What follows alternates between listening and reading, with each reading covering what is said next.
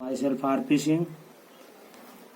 आज मैं आप लोगों को संधारित्र तथा परावैद्युत के बारे में पढ़ाऊंगा। इसमें सबसे पहला टॉपिक है चालक। चालक जो है वे पदार्थ जिनमें धारा एक सिरे से दूसरे सिरे तक प्रवाहित होती है, अर्थात एक सिरे से दूसरे सिरे तक इलेक्ट्रॉन जाते हैं, उन्हें चालक कहते हैं। फॉर एग्जाम्पल लोहा, तांबा, एल्युमिनियम, चांदी, पारा।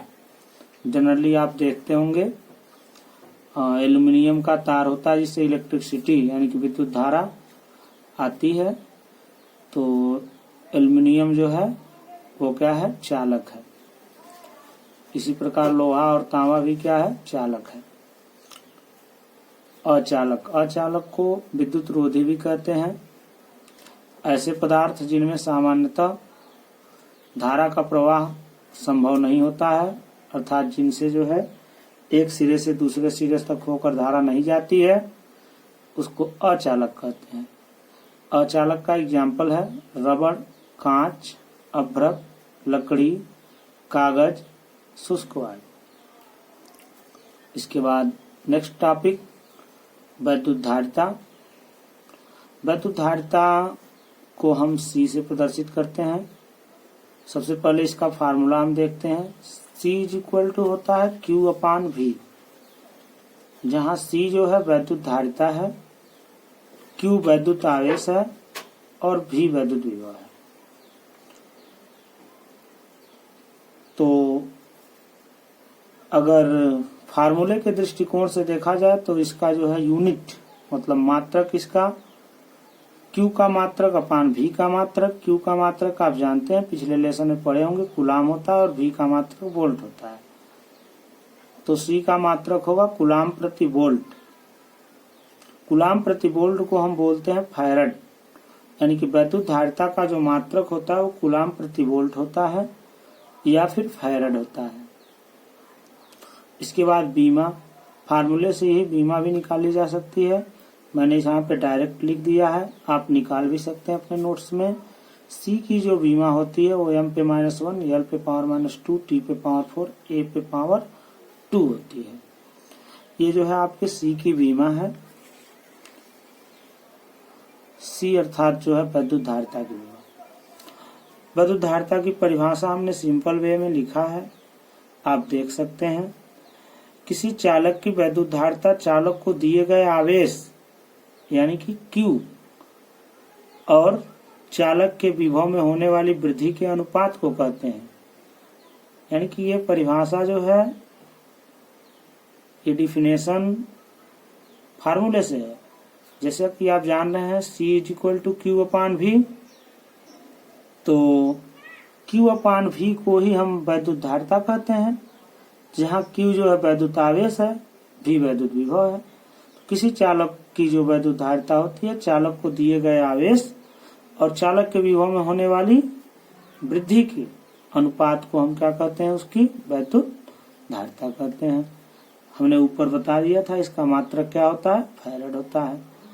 फैरड को हम माइक्रोफैरड और पिकोफैरड में भी लिखते हैं। आप देख सकते हैं एक माइक्रोफैरड, माइक्रो मीन्स होता है 10⁻⁻⁶, यानी कि एक माइक्रोफैरड बराबर होता है 10⁻⁶ फैरड, और एक पिकोफैरड बराबर होता है 10⁻12 फैरड। पहले ही आपको क्लास 11th में बताया गया है। माइक्रो मतलब होता है 10⁻⁶, पिको मतलब होता है 10⁻12 और नैनो मतलब होता है 10⁻⁹। तो ये हो गया आपका चालक, अचालक और वैद्युत धारिता। वैद्युत धारिता का मात्रक, बीमा और परिभाषा। ये यूपी बोर्ड में पूछता है। जब भी कोई क्वेश्चन पूछता है तो उसमें MCQ भी पूछ देता है कभी कभार कि जो है कि वैद्युत धारिता का मात्रक क्या है, बीमा क्या है। कोई क्वेश्चन देगा तो उसमें वैद्युत धारिता का डिफिनेशन आपको जोड़ करके देता है। चलते हैं नेक्स्ट टॉपिक पर। आपका नेक्स्ट टॉपिक है विलगित गोली चालक की धारिता। विलगित गोली चालक होता है। एक विलगित गोली चालक हमने लिया है जैसा कि फिगर में दिखाया गया है, जिसकी त्रिज्या यानी कि रेडियस a मीटर है। इस विलगित गोली चालक को k परावर्तनांक वाले माध्यम में रखा गया है। जो गोली चालक है, जो विलगित गोली चालक, उसका केंद्र O है। इसके पृष्ठ पर Q आवेश देने पर V इज इक्वल टू, यानी कि वैद्युत विभव आप जानते हैं, पिछले लेसन में पढ़े भी होंगे, V इज इक्वल टू होता है 1/4πε0 के Q/A, जहाँ Q क्या है, आवेश, A क्या हुआ, इस गोली चालक की त्रिज्या। और अभी हमने बताया C is equal to Q/V, तो यहाँ से V की वैल्यू अगर इसमें पुट करते हैं तो देखिए आप Q/4πε0 के A है। और देखिए Q से Q मैंने कैंसिल किया है, Q से Q कैंसिल हो जाएगा तो C इज इक्वल टू क्या बचेगा, 4πε0 के A। ये जो है विलगित गोलीय चालक की धारिता का फार्मूला हुआ। निर्वात अथवा वायु के लिए आप जानते हैं K इज इक्वल टू क्या होता है, 1 हो जाता है। C0 इज इक्वल टू हो जाएगा 4πε0 A फैराड। C जो है क्या है, धारिता है, विलगित गोली चालक की धारिता है। A क्या है, गोले की त्रिज्या है।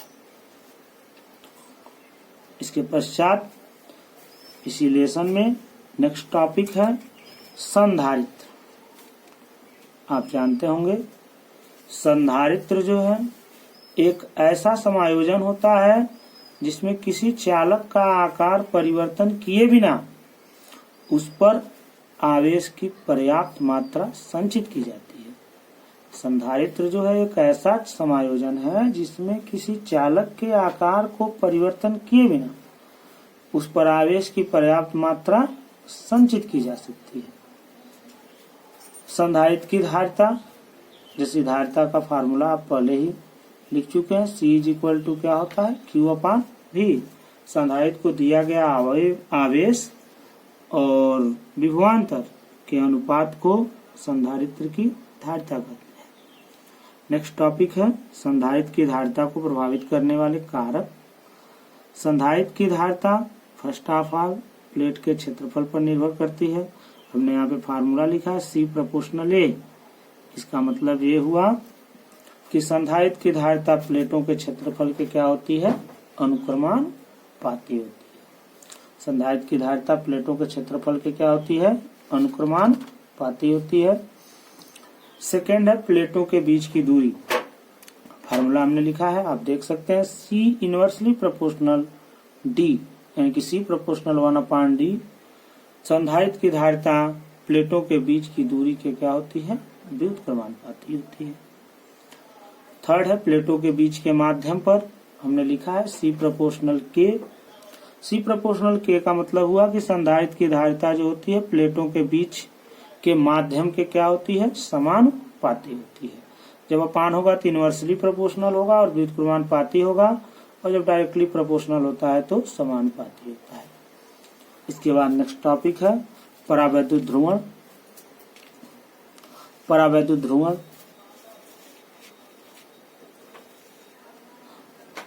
परावैद्युत ध्रुवण क्या होता है, देखिए यहाँ पे फिगर में बताया गया है। जब ये फिगर है, कोई भी वैद्युत क्षेत्र जब नहीं होता है तो ये पॉजिटिव आयन पास न होकर के दूर दूर होते हैं। जब यहाँ पे वैद्युत क्षेत्र लगाया जाता है, यहाँ पे प्लस और यहाँ पे माइनस लगाया गया है, तो ये पॉजिटिव आयन एक दूसरे के पास हैं।